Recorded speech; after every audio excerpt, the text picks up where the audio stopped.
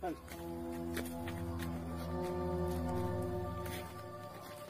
di tengah, tiba-tiba saya dengar. Yang dua nggak dengar, yang lain-lain nggak dengar. Ada yang manggil, Pan. Makanya tuh kamera langsung muter dia tuh. Langsung muter dia nyari itu.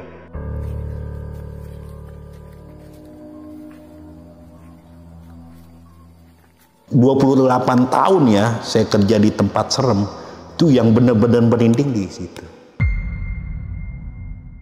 Kata Bang Edi nih, ada apaan sih tadi? Asli gue merinding, kepala gue gede katanya. Lu tau gak Bang? Kenapa? Yang kita mau pindahin ada Bang, duduk yang di kursi rotan gitu. Astagfirullahaladzim. Assalamualaikum warahmatullahi wabarakatuh. Balik lagi sama gua, Badru Capslock. Terima kasih buat teman-teman yang udah klik video ini. Semoga teman-teman di rumah selalu dalam keadaan sehat walafiat, di lapangan rezekinya dan dimudahkan segala urusan-urusannya. Amin, amin, amin. Dan juga nih buat teman-teman di rumah yang punya kisah pengalaman horor, jangan disimpan aja, langsung aja kirim kisahnya ke nomor WhatsApp itu tuh. Kuy, kita gibah di sini. Dan kali ini kita udah berhasil lagi nih sob, buat menghadirkan salah satu narasumber yang bakal berbagi kisah pengalaman horornya. Jadi beliau ini berprofesi sebagai pemandi jenazah dan sempat membongkar jenazah ya kuburan ya. Gila sih, serem banget ya. Tadi di belakang layar beliau sempat cerita dan bikin bulu kaki merinding. Karena 28 tahun ya beliau berkecimpung di dunia seperti itu. Wah gila sih. Oke, semoga kerjaan yang mulia ya. Oke, langsung kita sapa narasumber kita kali ini. Halo Bang, siapa namanya nih Bang? Chandra Bang, Chandra Chen. Nah, sekarang tinggal di mana nih Bang Chandra nih kalau boleh tahu? Asli sih dari Tanah Abang, punya rumah di Ciputat juga. Jadi bolak-balik Tanah Abang Ciputat tuh karena kerja di seputaran Rumah Sakit DKI Jakarta. Nah, ini kejadian yang Abang mau cerita nih, kalau boleh tahu tahun berapa nih Bang Chandra nih? Tahun 2021. Sebagai informasi, profesi saya dari umur 16 tahun itu memandikan jenazah. Mulai dari kampung-kampung diambil sama suatu badan milik Pemda di DKI Jakarta sampai saya ke rumah sakit di seputaran DKI Jakarta. Dari umur 16 tahun saya. Jadi kalau sekarang 44, berapa ya? 28 tahun memandikan jenazah. Oke siap, tahan dulu ya Bang ya. Gak usah lama-lama lagi, cari poster ban terbaiknya, siapin kopinya sama cemilannya. Yang lagi di kamar jangan lupa tuh, lampu kamarnya dimatiin biar makin syahdu. Langsung aja kita gibah misteri. Wah.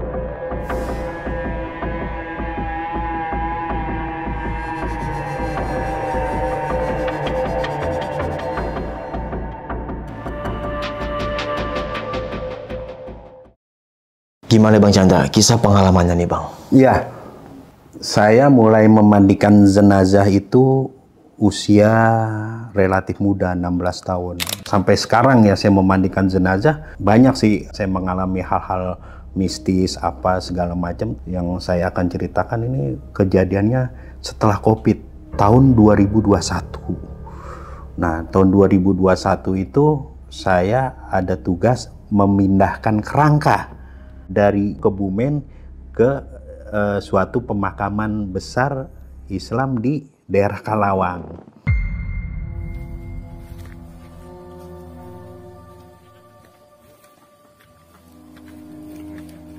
Pada waktu itu tahun 2021 saya ingat harinya hari Senin. Saya sebutin dulu nama-namanya Bang Edi dan Bang Wawan ini adalah supir ambulan nih. Nah saya yang eksekusi. Ivan ini adalah asisten saya. Kadang-kadang juga dia iseng kamerain nanti videonya ada kok gitu. Nanti bisa dilampirkan atau dilihat di handphone saya. Nah, setelah itu dapat telepon, "Bang, ada apa, Bang?" Saya bilang, "Mau nggak mindahin jenazah?" Dan saya itu tipe perawat jenazah yang tidak memilih-milih jenazah. Mau dia busuk, mau dia bau, itu enggak gitu. Saya tanya lagi, baru dikubur berapa bulan atau berapa hari atau berapa tahun. Dia bilang udah 40 tahun, oh aman tuh, paling tinggal kerangka kan gitu. Saya pikir aman. Itu hari Senin. Pas malamnya saya ada panggilan di salah satu rumah sakit untuk memandikan jenazah. Waktu itu korban tertabrak kereta. Saya masuk ke kamar jenazah, salah satu tempurung kepalanya dia belum ketemu. Dan saya berpikir kan, jenazah ini harus sempurna. Saya bilang sama Ivan, ini ada dua Ivan nih, Ivan gede sama Ivan kecil saya nyebutnya kan. Nah, Ivan gede itu khusus saya kalau dia nyiapin peralatan ketika saya mau memandikan jenazah. Ivan yang kecil ini dia adalah asisten ini, kenek ambulan gitu kan. Ayo kita cari Pan. Serem bang. Waktu itu kejadian di Jakarta Barat tertabraknya. Ya udahlah, kita cari aja daripada nggak sempurna kan nggak enak. Akhirnya saya cari itu. Dan alhamdulillahnya ketemu, masih ada rambutnya gitu, saya ambil aja kan. Ambil, bawa, saya sempurnakan. Berangkatlah itu jenazah mau dimakamkan. Saya enggak tuh, saya sama Ivan duduk di depan kamar mayit sambil ngerokok kan, sebat nih capek gitu. Pada waktu itu Ivan bilang begini, bang mau buang air kecil bang, anterin dong. Lu kerja di sini masih minta anterin aja ke kamar mandi kan gitu. Yaudah bang, jadi saya ini kamar jenazah, ini sebelah sini, sebelah kanan kamar jenazah. Kalau dari sini sebelah kiri itu ada bedeng. Bedeng itu tempat mandi, tempat buang air kecil, tapi di situ ada jin atau penghuninya berupa cewek. Kita nyebutnya si Manis. Ya karena cantik lah gitu. Berarti si Manis itu udah familiar ya bang ya sama orang-orang yang ada di situ? Udah, bagi kami pegawai kamar jenazah tuh udah kenal. Wah, si Manis nih, si Manis gitu. Cuman si Ipan nih takut gitu kan. Bang anterin mah, udah langsung saya liatin. Jadi kelihatan dari kelihatan lah gitu, beda seberang jalan gitu aja kan. Di sini kamar jenazah, sini bedengnya, sini gedung lama nih. Nah ini gedung baru. Pas dia mau buang air kecil, buka pintu, ditutup lagi, tapi kencang tutupnya, buak gitu.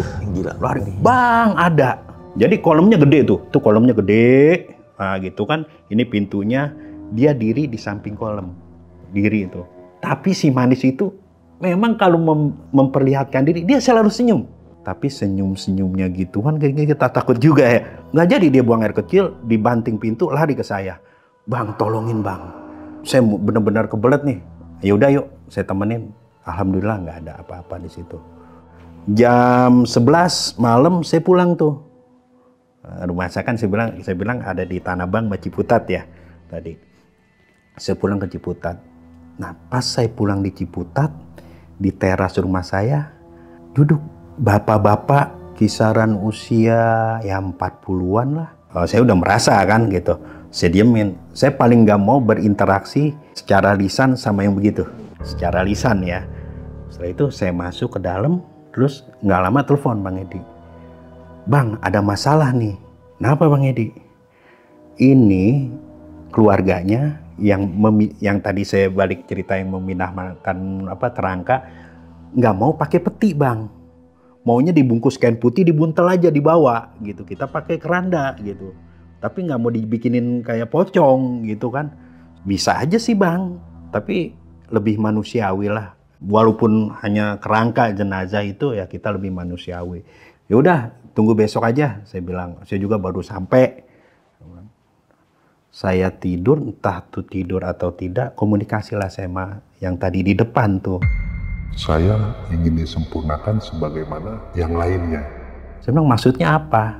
Saya belum nyambung benang merahnya belum nyambung ke saya memindahkan jenazah ya kan. Nggak lama datang lagi kan. Itu antara saya tidur ayam lah. Saya mau disempurnakan jenazah saya. Karena kepikiran saya banyak jenazah yang saya tangani, saya pikir jenazah yang mana nih? Udah, pas besoknya, Bang, kita ke rumahnya lah. Daerah Kreo ini, Larangan, Ciledug. Oh iya jadi, Abang jelasin lah tentang etika-etikanya gimana pemindahan jenazah atau kerangka gitu. Ya udah, dateng. Des, bangkunya kayak gini tapi rotan. Bangku kayak gini nih, itu rotan. Itu kejadian besoknya kira-kira saya datang habis Isya. Habis Isya saya datang, duduk pakaiannya yang sama. Wah, baru saya nyambung bahwa saya bilang kan karena banyak mayat yang saya tangani, saya bilang saya mau disempurnakan. Mayat yang mana nih saya kan gitu. Pas ketemu di situ baru saya nyambung bahwa dia ingin disempurnakan. Itu teman abang lihat? Enggak, cuman dia bilang, anak jin. Nah, itu saya biasa disebutnya anak jin gitu. Nanti saya jelasin kenapa saya disebut anak jin kan gitu. Anak jin, kenapa? Perasaan gue nggak enak, kayak merinding. Udah Bang Edi nih. Udah Bang, tenang aja Bang. Kayaknya rumah angker. Udah jangan ngomong macem-macem lu Bang. Orang kita mau kerja kan gitu. Disitulah saya ketemu yang memerintahkan saya memindahkan jenazah itu adiknya. Jadi saya datang ke kakaknya. Jadi nggak ketemu adiknya. Adiknya ini mengamanahkan kepada kakaknya supaya diurus. Terus dia bilang, gimana Pak? Saya maunya dibuntel gitu aja. Saya bilang nggak bisa. Bukan nggak bisa saya gitu. Cuman lebih etis lah. Itu kan orang tua sendiri, apa sendiri, harus pakai peti, pemindahan gitu. Sebenarnya prosedur standar kan pakai peti gitu. Udahlah, nggak lama dia konfirmasi sama adiknya yang nyuruh. Terus kata ini mau bicara, dikasih handphone kan. Saya ngomong bla bla bla bla bla. Akhirnya beliau setuju pakai peti gitu. Udah ngobrol, saya pamit setuju pakai peti, dibikin pocong gitu kan. Nanti ada videonya saya kasih lihat tuh, dokumentasinya. Saya permisi lewat situ lagi udah nggak ada. Gila. Pas ini, Bang, kata Bang Edi nih, ada apaan sih? Tadi asli gue merinding, katanya. Kepala gue gede, katanya. Lu tau nggak Bang? Kenapa? Yang kita mau pindahin ada Bang, duduk yang di kursi rotan gitu. Astagfirullahaladzim, kenapa nggak bilang? Kalau gue bilang malu, lu makin parno Bang. Terus dia bilang apa? Ya mau disempurnain. Ya alhamdulillah kan bisa kan. Pulang. Dia pulang ke daerah Petukangan, saya ke Ciputat tuh. Itu kan beda arah begitu tuh. Udah, pas pulang, ya seperti biasa lah saya sama istri gitu ngopi, ngerokok, makan, mau ada apa-apa tuh. Pas jam 2:30 mungkin, tuh pintu ada yang ketok. Kata istri, ada tamu ya? Aduh paling anak-anak minta begadang gitu kan. Udah diemin aja. Diketok lagi. Ketoknya nggak 3 kali, cuman tek tek. Kalau anak-anak kan ketoknya tek tek tek tek gitu. Duk duk duk duk duk. Bang gitu. Assalamualaikum Bang gitu. Kan ini nggak bersuara. Tek tek. 2 kali. Saya langsung keluar kamar. Saya buka tuh pintu. Nggak ada orang. Pas saya mau masuk buka pintu, ada di kursi saya. Di kursi dalam rumah Bang? Di kursi dalam rumah di sofa. Nah, saya bilang dalam hati ya udah kalau mau duduk dah, jangan ganggu, saya mau istirahat. Tapi nggak tidur saya baca-baca, bangunnya baca buku di kamar apa segala macam, nggak jadi masalah. Saya kan cuman berdua, anak saya udah punya rumah satu, yang satu juga di Jogja gitu kan. Jadi cuman berdua aja tuh di rumah. Jadi lucunya kalau saya mau mandiin mayit, saya minta ditemenin sama istri. Udah, Mah, ada mandiin mayit di rumah sakit A misalkan. Oh ya udah ya, dia pergi gitu. Berani sendiri, saya bilang gitu. Berani rumah sendiri. Saya sering gini, ntar kalau ada gandarwo ketok-ketok nyerupain ayah gimana? Nggak jadi ya, ikut. Jadi bini gue gini, bini gue lebih safety ikut gue di kamar jenazah ketika gue kerja daripada di rumah. Tuh gitu tuh. Pas kejadian itu istri nanya, habis baca buku iseng dia nanya, ya ada apa? Saya ceritain, astagfirullahaladzim. Tapi nggak ganggu kan ya? Enggak. Itu pasca 2 hari ya, 2 hari. Hari ketiganya nih. Dipanggil lagi tim, kita berempat. Bang Wawan, Bang Edi, saya, Ivan Ivan itu yang saya bilang Ivan gede nih, bukan Ivan kecil. Berunding, siap, hotel udah siap di sana. Berangkat hari Kamis, kan 3 hari itu kan. Siap nih, udah nggak ada apa-apa tuh. Udah siap. Nah, berangkatlah kita hari Kamis itu kira-kira jam 8 pagi. Beres-beres peti, masukin ke mobil, berangkat kita.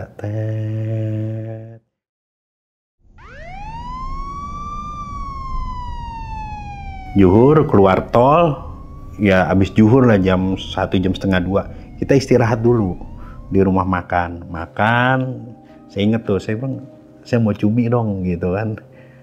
Nah, pas saya nengok ke kiri gitu, ini kan saya makan, jadi ada meja pojok, saya di tengah nih, ini ada meja lagi gitu. Pas saya nengok ini, ada dia lagi. Cuman di kuping saya gini, Saya ikut. Kayak bisikin gitu bang. iya, saya ikut. Dalam batin saya, nggak apa-apa lah mau ikut, kan mau nyaksiin sendiri gitu kan. Makan, kata Ipan, bang, lu kenapa nengok ke kiri? Ada apa bang? Ipan nih tahu saya bisa, karena saya sering memandikan jenazah dari kecil di kamar mayit, di kuburan, tempat serem-serem. Jadi sedikit banyaknya saya bisa berinteraksi dan tahu ketika dia ada. Itu bang, ada apa? Enggak ada apa-apa. Lu makannya. Kata Bang Wawan, anak jin pasti ada nih katanya. Udah bang, nggak usah diceritain. Kita makan aja. Bang Edi makan dah tuh, kita berempat. Udah makan, istirahat kan tuh jam 2:30. Ditelepon sama yang di makam. Ternyata udah digali duluan bang. Perjanjiannya pada waktu itu tuh jangan digali sebelum saya datang. Itu digali bang. Aduh, gimana nih bang? Mesti cepet-cepet lah bang ke sana. Saya bilang sama Bang Wawan nih, kan gantian Bang Edi sama Bang Wawan. Bang mesti cepet-cepet lah ke sana. Udah nggak bener nih. Saya perintahkan jangan digali dulu, jangan dibongkar dulu makam. Jadi ini nih bang, alurnya begini. Pertama saya datang sore atau malam gitu, saya ngecek lokasi, udah turun, saya ke hotel. Besok paginya sebelum Jumat tuh pagi-pagi banget bongkar makam.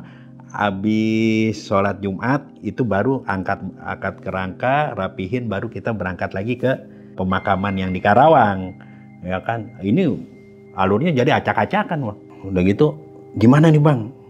Terus ada bisikan lagi. Tenang, kan saya ada di sini, saya bantu. Bang, mesti cepet-cepet nih bang.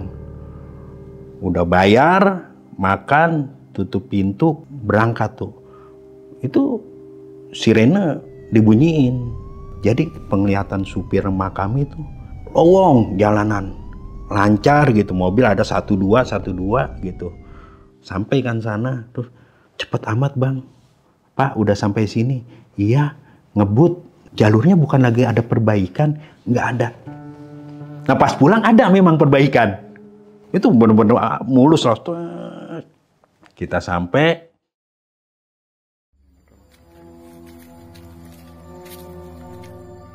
Bukit gitu, nanjak, potongnya itu makamnya di atas, paling ujung.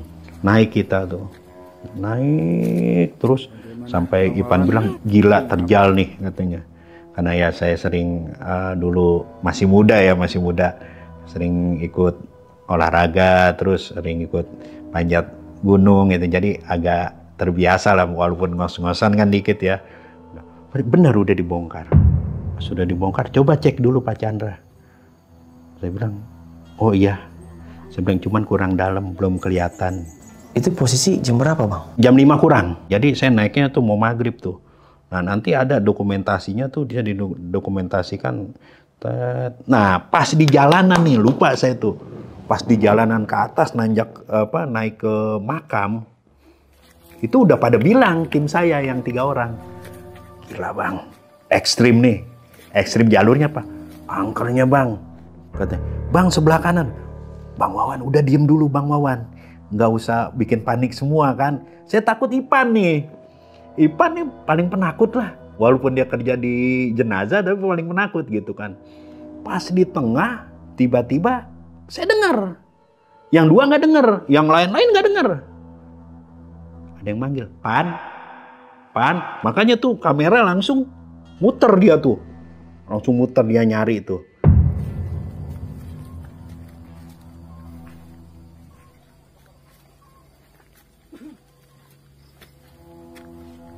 Dua kali, tiga kali dipanggil dia muter. Udah dalam hati nggak usah udah saya jalan terus ke atas, ya, saya cek, nah kan sampai tuh saya cek kuburan, saya bilang kurang dalam nih, saya bilang dalemin aja, karena udah dibongkar, itu posisinya gini tuh, bukit, entok, itunya udah hutan, tuh makamnya tuh, jadi kesepakatan makam galian ini harus ditunggui. Kalau nggak ditungguin takut hujan, terus ada binatang masuk apa segala macem. Turunlah kami kan, kita turun naik mobil, kita ke hotel. Hotelnya lucu, ya bukannya lucu ya, hotel transit ya, 2 kamar gitu, tapi 1 kamar isinya 2 tempat tidur. Ipan sama Bang Edi, saya sama Bang Wawan.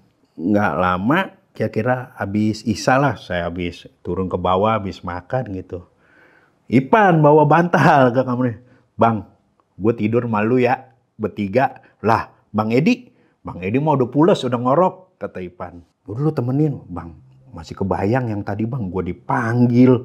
Gue sampai kamera, sampai kaget, gue muter gitu, nggak ada orangnya. Udah Bang, lu macem-macem lu. Gitu. Udah sono aja. Orang kasur kan cuma satu. Kalau di 2 kan wah, sempit juga kan nggak mungkin kan. Dilalahnya dapat telepon saya dari keluarga yang mau dipindahin nih. Bang, ada trouble di makam. Bisa nggak ke sini? Saya bangunin kan berempat tuh. Ada ini nih. Gimana? Siapa yang mau ke sana ke makam? Dijemput tuh di bawah. Kata Ipan, Bang, gue nyerah dah Bang kalau malam-malam ke sana. Siang aja gue begitu Bang, sore. Apalagi malam katanya. Siapa yang mau nemenin nih? Gitu. Nggak ada yang mau nemenin. Oh gue istirahat, capek, gue kan bawa mobil. Itu kan tugas lu banget. Bener juga sih. Dah. Sana saya pakai mobil keluarga, nggak pakai ambulan. Naik ke atas, ternyata di sana lagi ada yang kerasukan. Saya bilang, kenapa panggil saya? Masih banyak nih orang-orang sini yang bisa. Bang, tolongin, saya dengar cerita dari Bang Edi, abang gini, nanti saya jelasin ya. Ya udah, akhirnya saya ambil air Aqua 600 ml ya, gitu. Alhamdulillah, saya ada sedikit bacaan, saya kasih minum, sadar. Ketika saya menangani orang, misalkan kesurupan, kemasukan, saya nggak pernah saya berinteraksi. Jadi saya bikin air, saya minumin, langsung dia sadar, baru saya tanya, kenapa? Saya lagi ngerokok, bengong, tahu ada angin masuk aja gitu. Terus saya bilang, ya udah nggak inget apa-apa. Kalau udah gaduh kan di situ ya udah. Kesepakatan keluarganya, abang mesti di sini nih. Wah, aturan tidur di hotel, enak. Akhirnya tidur di kuburan dah. Jadi kan sebelum kuburannya dia tuh, di sini ada kuburan 2, tetapi dipakein kayak bangunan tuh. Itu di situ sampai subuh. Kira-kira jam 3:30. Saya lagi ngerokok, ngopi, ya kan, saya iseng-iseng, saya nengok ke atas nih gitu. Ada yang kerangka itu, yang jasad, maksudnya bukan jasad ya, bentuk dia ketika hidup, itu ada. Yang saya bilang saya nemenin dari rumah keluarga, sampai nemenin ke mobil, gitu, itu ada. Tapi pada waktu itu dia nggak akomodasi, cuman mukanya datar. Datarnya. Itu dia posisinya ada di mana Bang? Di atas pohon. Kira-kira duduknya begini nih. Wah gila, ngeri banget ya. Orang, aduh, maunya apa nih, ya kan? Tapi saya nggak hirauin. Subuh, saya turun nih Bang. Turun ke hotel, mandi apa segala macem, sholat subuh. Nah kan kacau tuh karena udah dibongkar. Saya ada jeda break kan, habis sholat Jumat baru saya ke situ lagi. Udah ke situ lagi, digali lagi dikit, saya turun tuh ke lubang kubur, saya turun tuh. Nah pas mau ngumpulin kerangka itu. Jadi gini nih, kalau kerangka yang udah lama dia ngumpulnya di tengah. Tulang kepala, tulang kaki itu di tengah tuh. Cuman beda seginilah gitu. Tuh ada tuh. Jadi kalau udah lama dia pasti ngeremuk kayak gitu tuh. Nah, saya angkat tulangnya satu persatu. Pas udah lengkap, dapat bisikan lagi saya.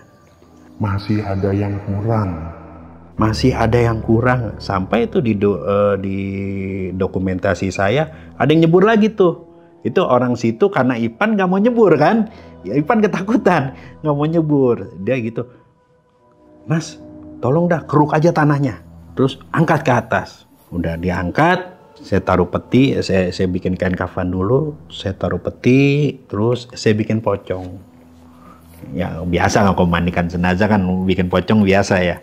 Nah udah ditutup nih, ayo kita bawa. Pertama nggak kuat, 6 orang nggak kuat. Itu selesai kira-kira habis Jumat jam 1 saya mulai, habis asar 3:30 itu udah siap tuh semua. 6 orang nggak kuat. Terus bilang kan keluarga, Bang gimana nih Bang? Tambah orang lagi lah. Terus saya bilang, sampai 10 orang nggak kuat. Akhirnya kesepakatan, saya minta izin dulu. Sama jin-jin di situ, bahwa saya mau ini, saya mau angkat, saya mau pindahin. Diangkat itu 4 orang bisa. Wah gila. Tadi 6 orang, 10 orang nggak bisa, itu 4 orang bisa. Akhirnya diangkat ke ambulan. Saya nengok ke belakang, iseng, saya kan orangnya iseng, nengok ke belakang itu dia jalan ngikutin. Yang punya kerangka itu jalan ngikutin. Jalan, terus saya bilang, ya udah kan dia mau ikut kan. Masuk, istirahat sebentar, jalan saya ke pemakaman. Jalan ke pemakaman, karena udah beres-beres dulu kan di hotel, sampai di Karawang malam doang. Malam saya di Karawang jam 8, jam 9 lah. Nah, jalan yang tadi saya lihat mulus gitu, itu benar macetnya di situ karena ada perbaikan jalan. Tapi ketika kami jalan berangkat, mulus jalanan. Masuk nih ke gerbang ini kan, pemakaman. Bang Wawan berhenti. Bang, kenapa Bang? Abang lihat nggak? Ya lihat. Terus kenapa nggak jalan? Deg-degan Bang. Jadi ada sepasang nih, makhluk halusnya sepasang, itu nyebrang Bang, 2 gandengan. Itu pada ngeliat semua Bang? Saya sama Bang Wawan di depan, kalau Ipan sama Bang Edi tidur tuh di samping samping peti. Berhenti. Permisi udah Wan. Mas saya digini, udah Wan lanjut Wan. Lanjut tuh, nggak lama di pos, disamper sama yang pandu tuh. Disamper sama yang pandu. Sampailah di pemakaman yang mau dia pindahin gitu kan, makamnya udah luar inilah VIP lah dia kan gitu kan. Udah gitu mau diangkat nih Bang, nggak bisa lagi Bang, mau diseret. Bingung lagi kan gitu, gimana nih Bang, ntar dulu saya tuh nunggu, kalau diarepin nggak datang ya. Itu yang bukan jasadnya ya, yang menyerupai dia tuh nggak datang. Pas ada setengah jam baru dia muncul, cuman begini. Dan itu yang lihat saya sama Bang Wawan, 2 orang saya yang lihat tuh. Bang, ada bapak-bapak ngangguk aja Bang sekali Bang. Tadi jelasin Bang Wawan, kalau misalkan jalan, kita jalan pulang, udah gitu ya bisa lagi ditarik. Udah bisa ditarik, dimakamkan gitu semua peti-petinya, pulang kita. Sampai di rumah nggak ada apa-apa. Tapi itu masih berlanjut. Tapi godaannya bukan dari yang memindahkan kerangka itu. Ini Ipan. Ipan itu kan dipanggil melihat sosok ini, kebawalah sampai ke rumahnya. Dia panas, badannya ngegigil. Kata Bang Wawan, Bang Edi, Bang, lu harus ke sana dah Bang. Katanya, ini nggak bener nih Ipan nih. Rumahnya lah, ke rumah Ipan. Dan saya dari Ciputat ke ke Petukangan tuh. Pas dilihat bener, matanya lagi mendelik gitu kan. Ya kayak kejang gitu kan. Udah Bang Wawan ambilin air dah, air putih. Udah ambil air putih, saya minumin sadar. Nggak lama, dapat telepon saya dari keluarganya. Bang, bisa ke rumah nggak gitu? Itu pas ke 1 hari ya, bisa ke rumah. Oh kebetulan saya ada di sini. Ke rumahnya lah saya bertiga. Ipan kan nggak mungkin habis dimasukin roh-roh yang tidak bertanggung jawab dia kan. Ke rumahnya. Maaf bang. Dia nanya, dia tahu pada selama di sana ada yang aneh nggak? Ya saya ceritain semua. Bahwa bapak tuh datang. Dia kasih instruksi. Kenapa saya keras tentang menyempurnakan jenazah gitu, kerangkanya, karena amanat dari bapak. Ya bang, ternyata bapaknya itu raden di sana, punya gini gitu, anak buahnya dulu banyak gitu. Oh pantas, saya bilang, yang penting aman kan, saya bilang aman bang, pulang. Nah setelah itu pulang dapat telepon lagi, bang ke rumah sakit ini ada yang meninggal. Bisa nggak mandiin jenazah 2 orang kecelakaan bang. Nah kalau boleh tahu bang, ini kecelakaannya kenapa ya bang? Tabrakan bang. Jadi tabrakan tunggal, pembatas jalan tuh dihajar. Cowok semua, jadi di depan dia dua-duanya posisinya. Pendarahan di kepala, kalau di kepala itu luar biasa pendarahannya kan. Karena saya harus selalu siap siaga, berangkatlah saya. Saya masuk, udah siap gitu kan. Mana jenazahnya? Udah di dalam. Udah siap keluarganya? Siap. Keluarganya ada yang mau ikut nggak? Gitu. Ada beberapa 2 orang kalau nggak salah. Itu saudara-saudara karena dia kecelakaan kan. Gitu. Nah, memindahkan jenazah dari keranda tuh ke tempat pemandian tuh. Saya bilang, waduh, itu darah udah kemana-mana tuh bang. Saya pikir gini, kalau misalkan saya angkat langsung, itu lantai pasti banjir darah. Setelah itu gimana caranya? Saya deketin ke tempat bak mandi. Saya deketin tuh tempat ini jenazah. Saya bilang sama kawan-kawan, tolong dong bantu saya gitu. Saya nggak bisa kan sendiri. Diseret aja, nggak usah diangkat. Saya bilang, ada yang nggak ngerti, diangkat. Banjirlah darah di situ. Itu 1 orang darahnya luar biasa. Udah saya di situ. Sebelum saya mandi itu saya pel dulu darah. Saya pel gitu. Nggak lama ada yang teriak di depan kan ada pintu tuh, nih kamar jenazah di pintu, terus sini ruang tunggu untuk keluarga, itu teriak bang. Ternyata adiknya kesurupan. Nah setelah itu dipanggil saya, bang tolongin dulu, ada yang kesurupan katanya. Saya posisi lagi megang darah kan, saya buka sarung tangan, saya cuci tangan, kesitulah saya.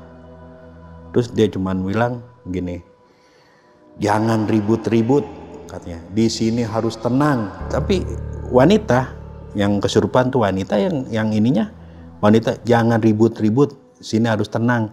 Karena saya sekali lagi tidak mau berkomunikasi langsung secara lisan, saya diemin. Tapi dia ngoceh terus. Pokoknya kalau misalkan ribut-ribut terus, saya akan nggak mau keluar. Saya pikir wah ini harus dilawan nih. Ini nggak bener nih, kurang ajar. Saya lagi kerja kan, agak emosi juga kan. Akhirnya saya minta air, saya minumin, keluar. Saya masuk lagi tuh. Itu mandiin, bukan beres mandiin, baru setengah lah, beres pala gitu kan. Saya rapiin kan, harus di darah-darahnya harus bener-bener rapi lah. Nah setelah itu teriak lagi. Kesurupan lagi. Dia bilang, jangan ribut. Sudah dibilang jangan ribut. Kenapa masih berisik? Saya mau tenang. Itu cewek bang, kesurupan cewek. Yang masuk si manis. Wah gila sih. Nah kan si manis itu kan, waduh agak ini juga nih saya kalau nyebutnya. Karena sering berinteraksi sama dia kan saya. Udah gitu, ini kan bedeng yang tempat yang tadi saya cerita, Ipan mau buang air kecil ngeliat tuh yang di pintunya ditutup, dibanting. Dia yang masuk bang. Dalam kenapa masuk lagi, kenapa ini terlalu ribut, bising saya. Akhirnya saya bilang gini, saya dalam batin saya bilang, tolonglah keluar, saya lagi kerja, saya selesaikan dulu kerjaan saya. Saya kasih minum lagi, keluar tuh si manis tuh, keluar. Udah nih dia agak linglung gitu kan, kedap suara tuh, agak kedap suara. Tempat saya mandiin lagi. Masuk lagi si Manis bang, 3 kali masuk. Sosok si Manis, gambaran kayak gini nih bang. Rambutnya nggak panjang sampai bawah, nggak. Rambutnya segini. Dan poni, memang pakai baju putih. Itu cantik bang Manis. Cuman yang menyeramkannya dia pucat putih. Wajahnya nggak pernah berubah. Itu terus. Yang dilihat sama anak-anak kerja itu terus. Dia satu, nggak boleh berisik. Kedua, nggak seneng, biasa kan kalau masih ada bangunan-bangunan kan, bangunan lama tuh lagi direnovasi, kuli-kuli apa segala macam, minum-minum, habis sama dia. Itu pasti dinampakin sama dia. Dia nggak seneng dia main gitar apa yang itu udah terkenal lah bagi kita si Manis. Tapi kalau sama kita yang kerja di situ, ya dia begini-begini aja, datar mukanya. Tapi yang namanya begitu, anak-anak kan kaget juga bang. Astagfirullahaladzim gitu kan. Makanya kalau mau buang air kecil ke situ, wah mereka numpang-numpang. Sampai ada yang bilang begini nih, namanya Pak Pur, mau kencing gitu. Manis, jangan ganggu dulu ya. Saya lagi kebelet kencing, gitu, buang air gitu. Sampai segitunya gitu, karena keseringan. Jadi seberang kamar jenazah tuh yang bedeng itu. 3 kali, pas kenapa sih? Nih si Manis masuk terus bising-bising. Ini datang lagi keluarganya kan ramai itu. Oh ternyata bising itu. Saya bilang sama petugasnya, tolonglah. Ini yang datang tolong tenangin, jangan bising. Karena ceritain aja masalahnya. Udah, saya rapikan jenazah. Itu nggak masuk-masuk tuh, senyap katanya tuh di luar. Sampai saya rapikan, saya jajarin. Ada tuh fotonya tuh nanti. Ya kan, saya jajarin tuh 2 tuh. Itu sebelum saya nerima order yang mindahin kerangka tuh, kejadian aneh itu jarang. Kejadian janggal tuh. Pas minggu ini aja tuh. Itu hari kedua. Hari ketiganya setelahnya ya. Ini nih, asisten saya lagi nih, Ipan nih.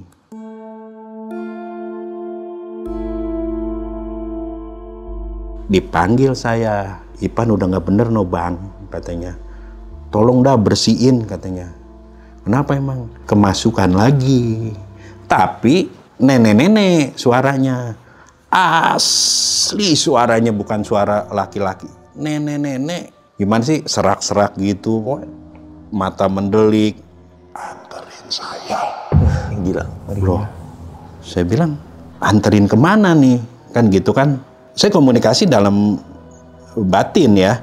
Tapi dia lisan ngejawab. Saya mau ke makam itu lagi. Makam yang saya ambil kerangka. Berarti ke Kebumen lagi saya kan. Harus ingin. Saya berpikir, orang nggak diundang kok pulang minta anterin. Ini harus. Nggak boleh nggak. Tapi suaranya nenek-nenek ya. Terus keluarganya bilang, waduh gimana nih, kita berembuk. Jadi kita pakai ambulan. Kalau nggak keluar juga nih, kita anterin. Itu kejadian jam 10 malam. Jam 12 nggak mau keluar juga, saya udah berusaha. Terpaksa saya balik lagi ke daerah Jawa Tengah yang kemarin saya ambil memindahkan kerangka.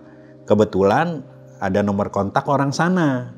Saya bisa nggak minta tempat istirahat, saya berangkat dari sini, kira-kira saya pagi sampai sana. Ya kan, berangkatlah kita jam 1 lewat 10 menit atau 15 menit lah.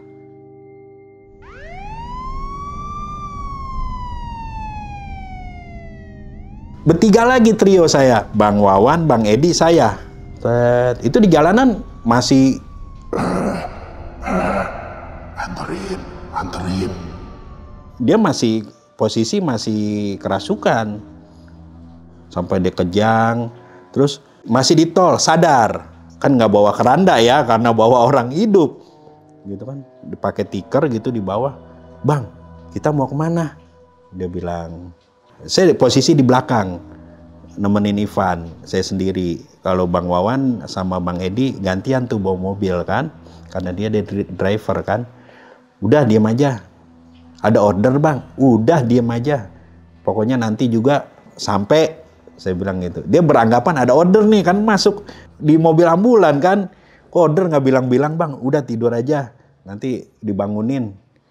Selang 20 menit atau setengah jam masuk lagi. Benar nggak nih mau dianterin katanya.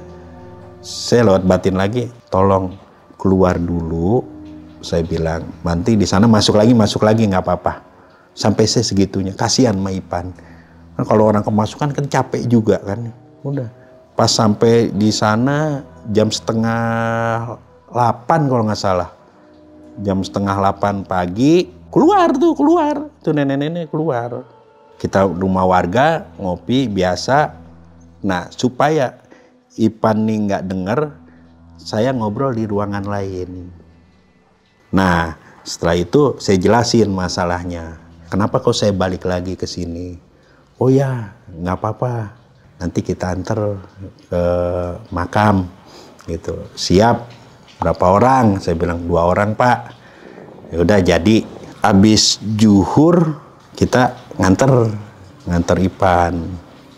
Ya kan ke makam itu lagi. Kemasukan di makam dia bilang ini bukan waktunya katanya. Saya bilang kapan saya bilang. Pokoknya kisaran jam 8 jam 9 lah gitu. Pokoknya malam dia bilang malam. Balik lagi kita tuh. Keluar. Balik lagi ke rumah warga kira-kira 3 kilo lah dari situ 3 kilometer kan gitu. Nah malam kita ke situ lagi. Itu si Ipan udah sadar bang? Sadar. Pas sadar dia bingung nggak bang kalau dia ada di tempat situ? Dia bingung, bang ngambil kerangka lagi bukan, kita keep silent, udah diem dulu nanti akhirnya kita ceritain. Abis Isa masuk, nenek-nenek. Akhirnya kita pegang, kita angkat ke ambulan, datang ke kuburan lagi, kita berusaha diri kita papah dah tuh. Saya tahu, wah itulah bang. Baru semuanya muncul di situ. Sosok-sosok kayak ada manusia kepalanya anjing. Ya yang namanya jin kan dia bisa menyerupai apa aja, tapi itu nyerupain yang serem-serem tuh bang. Asli itu. Sampai Bang Wawan sendiri, bang gua nggak tahan bang, katanya. Percepat bang. Saya juga maunya cepet kan, tapi ininya nih. Nah itu gali kubur itu belum diuruk lagi bang, belum diuruk lagi posisinya. Udah gitu, tau nggak pas nanjak itu kan ada saung tuh yang tadi itu, nah di situ tuh dia berbulu manusia, tapi kepalanya anjing bang. Itu ngeliat abang doang? Saya berdua sama Bang Wawan. Kalau Bang Edi agak bandel nih orangnya, bodo amat cuek. Kalau Bang Wawan agak peka dia. Bang, lihat bang. Iya, saya lihat. Terus warga ada yang langsung ngerapat ke saya. Pas dilihat lagi sebelah kiri, ini kan saya iniin apa yang saya bungkus kerangka tuh, di sebelah sananya ada lagi. Itu wanita, tapi masih muda. Rata bang. Pakaiannya kebaya, itu rata mukanya. Nah, yang saya ini nenek-nenek kemana nih? Gitu kan penampakannya nih. Saya mau lihat, kan masih di dalam si Ipan nih, ya kan? Akhirnya tikar tuh yang bekas giniin tulang-tulang tuh, ya kan digelar lagi masih ada di situ, direbahin tuh Ipan itu ditidurin. Saya komunikasi, saya minta air, dia bilang gini. Tolong rapikan lagi lubang ini, jangan ditinggal begitu aja. Lubang yang itu ternyata itu makam ininya, ibunya sampingnya itu kena tuh kegali. Jadi yang ditidurin Ipan tuh ternyata makam di situ, di samping yang saya bersihin tulang tuh kerangka almarhum di situ bang. Gitu. Itu asli mungkin dedengkot situ kali ya, yang yang masuk ke Ipan tuh. Itu muncul bang semua, kira-kira ada belasan lah makhluk situ. Banyak bang, yang berupa babi, yang berupa anjing. Kalau kayak poci-poci, pocong-pocong berkelebat putih, wah itu udah sering lah, udah banyak di situ. Tapi yang aneh-aneh nih banyak. Dan saya hampir nggak kuat. Merinding itu berarti saya udah nggak kuat. Saya biasanya nggak merinding, jarang merinding. Itu gede tuh pala tuh. Karena auranya jadi saking banyaknya Bang. Itu ngeliat abang doang? Apa semuanya gitu? Saya sama Bang Wawan. Terus sama plus satu yang orang langsung warga desa tuh yang langsung ke saya tuh. Pak, tolong Pak. Karena dia tahu ketika saya ngambil kerangka tuh dia tahu kapasitas saya dan dijelaskan sama keluarga juga. Pak, tolong Pak. Udah deket-deket saya aja. Terus panjang naik itu kanan kiri dia. Ada yang ngeliatin begini matanya mendelik, ada yang diam begini. Wah gila, ngeri banget ya. Itu saya 28 tahun ya saya kerja di tempat serem. Itu yang benar-benar merinding di situ. Saya bilang, saya nggak bisa nih, pasti jebol nih saya nih. Lama-lama jebol. Alhamdulillahnya Bang. Datang bapak-bapak itu Bang. Yang saya bilang dari pertama dia datang. Lagi-lagi bapak itu datang lagi. Dan komunikasi berdua akhirnya keluarlah. Ipan itu ngomong sendiri. Kalau bahasa sininya saya duduk dengan baik Bu. Tapi pakai bahasa Jawa. Saya nggak bisa, kurang ngerti kan bahasa Jawa. Saya minta translate pada waktu itu. Oh ternyata Ivan kencing nih. Jadi kan tuh ada tembok tuh ya. Diam-diam dia nongkrong, dia buang air kecil di situ. Setelah keluar, akhirnya sepakat tutup juga lubang hari itu juga. Dan ternyata di sini memang datar tuh Bang awalnya, nggak tahu. Dan informasi dari bapak itu juga itu kuburan ibunya. Akhirnya sepakat kita kasih tanda bahwa itu makam.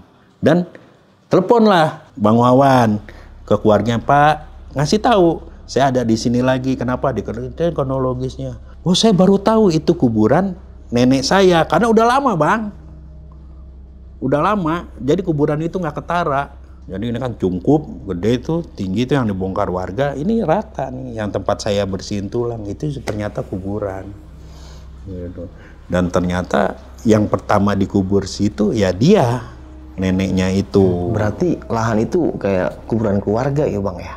Awalnya kuburan keluarga, lama-lama jadi kuburan umum. Karena saking luasnya. Tapi uniknya itu kuburan itu benar-benar di atas bukit Bang. Kalau nggak biasa naik jalan, wah itu agak ngap juga tuh.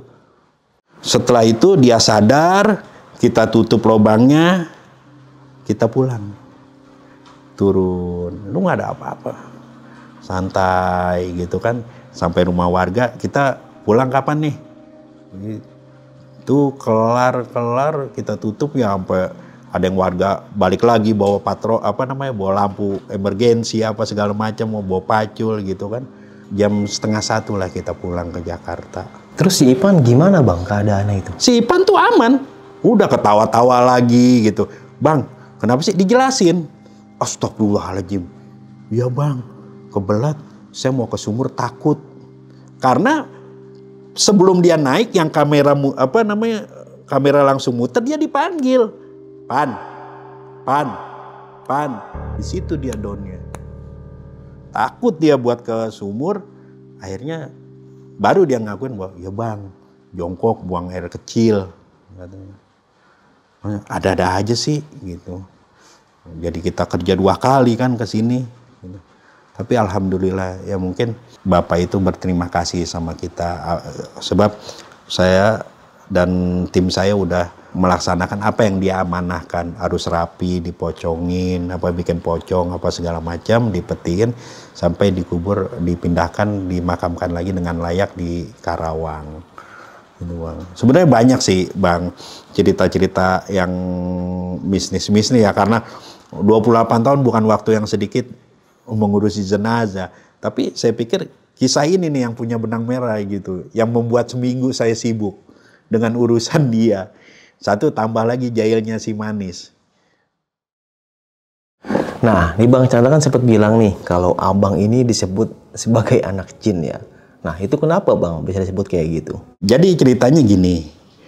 Pada waktu saya di kantor di badan milik Pemda DKI itu, ada anak SMA mau buat jerit malam. Waktu itu umur saya masih 22-an lah. Gitu kan, masih muda, masih gagah. Udah gitu mau nyewa ambulan sekaligus sama kerandanya. Setelah itu ya jadi harganya sekian. Jadi bingung, tuh kasakusuk kenapa ya gitu. Terus Joni bilang ada apa lagi? Saya mau jalan. Ada masalah lagi nih Pak. Nggak ada yang mau jadi mayit di sana. Jadi ceritanya dia gini, dia nyewa ambulan sekalian bawa mayit gitu buat jerit malam. Itu anggota Paskibra atau PMR saya lupa tuh. Ada nggak yang di sini berani jadi mayitnya? Dibayar kok kata dia. Tolongin saya. Akhirnya Chan masih manggil Chan. Chan mau nggak dibayar? Oh siap gitu kan. Udah. Akhirnya ikut kan saya tuh berdua. Saya tidur di keranda. Daerah dari Petamburan ke Selipi kan deket tuh, itu daerah Selipi dia deket. Masuk digotong lah saya tuh sama panitia, ditaruh keranda, dibuka. Saya pakai kain putih tuh, ditutupin kain putih, dibercak-bercakin darah-darahan. Dia menjelaskan bahwa ini dari salah satu rumah sakit dan korban kecelakaan gitu. Ini dipinjam dulu untuk jerit malam. Jadi ininya dia harus ngambil sesuatu di atas mayit gitu. Entah tuh pita apa gitu kan. Syaratnya tuh buat jerit malam itu. Nah, digotong saya sampai ke lantai 3. Itu SMA tuh. Ditaruh di pojok. Nah, di situ saya diganti. Kan malam nggak kelihatan kan muka saya kan di darah-darahin kan gitu. Saya ke kamar mandi, saya cuci muka gitu, aman lah saya. Saya turun gitu kan, digantiin sama panitia mayitnya. Karena nggak mau kalau udah dijadi mayit itu kan nggak di keranda, cuman di ininya aja. Apa yang bawah keranda itu mereka seremnya di gitu, takut katanya. Jadi minta digantiin saya. Udah saya turun. Bahwa dia kan selesai subuh katanya. Udah saya ngopi, saya ngerokok, sudah ngerokok, kira-kira jam 2:30 ada yang nangis, ada yang teriak, pokoknya macem-macem lah, ada yang teriak-teriak, ada yang nangis, ada yang ketawa, sibuk lah panitia nih, gitu nyari. Kebetulan ada Pak Ustadz gitu, Pak Haji mungkin di situ, gitu, datang ke atas. Saya masih santai gitu kan. Ada Chan, kayaknya kesurupan tuh Chan. Iya Joni, banyak yang kesurupan. Udah biarin aja. Kan udah ada yang ini udah ada yang nanganin tuh Pak Ustadz, Pak Haji. Itu 40 orang lebih tuh kesurupan. Kesurupan massal. Nah, selang 1 jam lah. Nggak kelar-kelar bang. Tuh kesurupan nggak kelar-kelar. Bingung panitia tuh. Sampai nyamperin ke kita tuh. Maaf, di sini petugas ambulan ada nggak yang bisa? Isengnya si Rino Joni nih, tuh jorogin saya. Nih bang bisa nih, ini deh bisa nih dia nih bisa gitu kan. Ayo dong, tolong bang. Aduh kita gimana nih gitu kan. Saya bilang kan udah ada Pak Haji sama Pak Ustadz, nggak tembus bang katanya. Udah tolongin sono gitu kan kata Joni. Karena saya ke atas ke lantai 2 waktu itu kan. Bener bang 40 lebih surupan. Saya minta air mineral gelas. Saya bilang bolongin semua satu kardus tuh kan, satu kardus isinya 48. Sisa berapa makanya 40 lebih saya tahu gitu kan. Udah. Insya Allah saya ada doa sedikit, saya minumin tuh bang satu-satu. Ada yang nyembur juga sih perut, gitu kan. Saya minumin atu-atu, tenanglah mereka tidur. Udah tenang mereka ya udah gitu. Pas saya komunikasi sama yang di situ, dia nggak izin nih. Nggak, kalau bahasa Jawanya kolonun kan, di situ dia nggak izin buat makan. Dan kebetulan SMA-nya dia tuh bekas kuburan bang. Pas saya turun ada yang nyeletuk. Joni nih denger pasti nih, sama dia ya bisa, wah anak jin nih. Nah dari sampai di situ Joni tuh manggil Rino ya, nama aslinya Rino, saya panggilnya Joni. Itu manggil, anak jin. Sampai di kantor pun saya sebut anak jin gitu. Nah, sampai sekarang lah disebutnya, anak jin mau kemana gitu, ke sini. Nggak pernah marah saya. Memang gimana ya, julukan yang nggak disangka-sangka. Bukan saya mau dipanggil anak jin, enggak. Karena dari situ. Nah, tadi kan abang bilang, abang nggak mau nih berinteraksi secara lisan gitu ya. Nah, kamu tahu itu kenapa itu? Ya, gini. Antara dimensi jin dan dimensi manusia itu dindingnya sangat tipis. Sangat tipis. Kenapa? Ketika saya menangani orang kesurupan atau orang kemasukan, kerasukan, kenapa saya nggak mau komunikasi? Ketika saya komunikasi dan dia minta sesuatu, gitu, saya berpikir nanti mereka kurang ajar, saya jadi budak. Minta inilah, minta rokok, minta ini, itu pasti itu. Pernah gak sih bang, pas mandi jenazah gitu ya, dan pas proses mandiin ternyata jenazah itu bangun gitu bang, atau belum pernah, atau pernah gitu? Pernah ada suatu saat saya datang mau memandikan jenazah. Saya bilang, ada berapa? 4 bang. Nih, kecelakaan. Udah buka kamar pintunya. Buka. Sudah dibuka, tutup. Saya bilang, tutuplah. Pas saya lihat, ini bukan 4 mayat bang. Itu 5. Tambah ibu-ibu 1. Tapi masih bernapas. Saya balik lagi dong, ketok-ketok. Dibuka sama security. Gila kali lu ya. Kenapa? Ngapain orang masih hidup ditaruh kamar mayat? Wah gila sih. Wah ada bang yang masuk. Nah, itu lihat. Pas lihat, oh iya bang. Ibu-ibu. Tapi masih bernapas. Masih hidup. Saya bilang. Udah bangunin. Bangunin bu. Bangun dia tuh. Ngelihat sekelilingnya pingsan. Bawalah ke ruangan lain. Pindahin dulu dong. Saya berusaha sadarin kan sama kawan-kawan security. Sadar. Ceritanya apa? Dia lagi tungguin anaknya sakit. Tidur di emperan gitu tuh. Di koridor gitu dia ini. Ada yang bangunin. Anak muda katanya, Bu jangan tidur di sini. Di sini dingin, banyak nyamuk. Tidur di kamar aja. Nurutlah ibu-ibu tuh.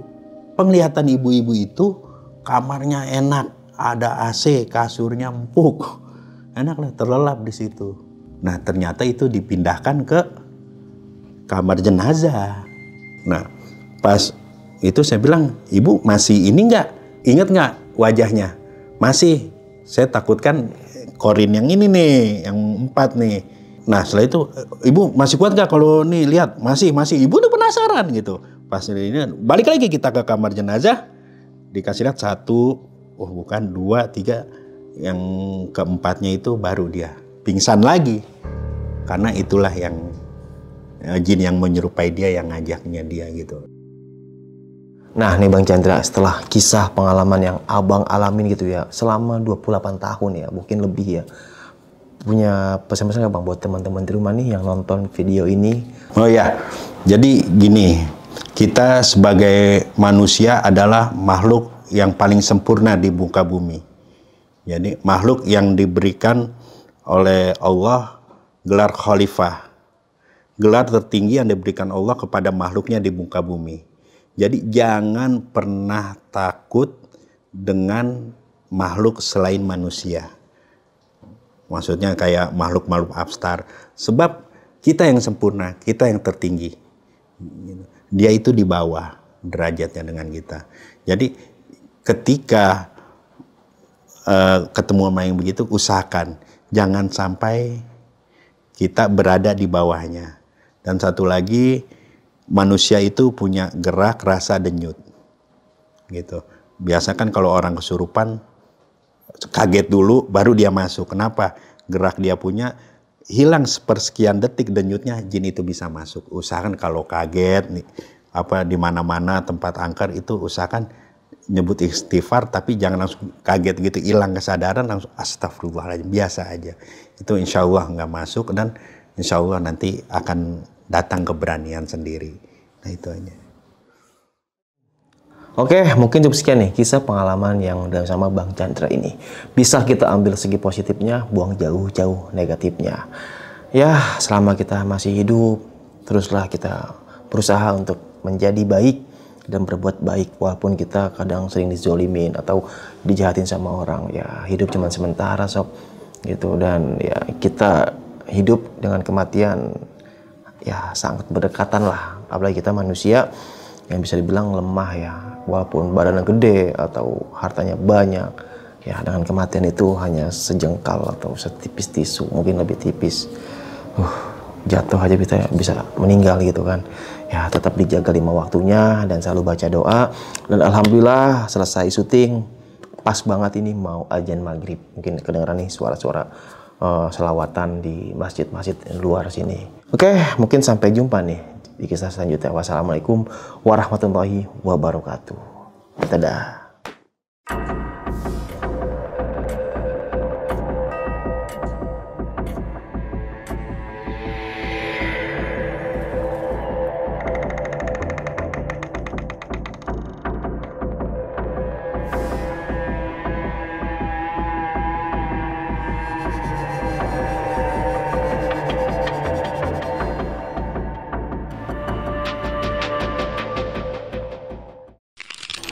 Buat kalian yang punya pengalaman horor, langsung aja chat ke nomor 0877 1671 53372.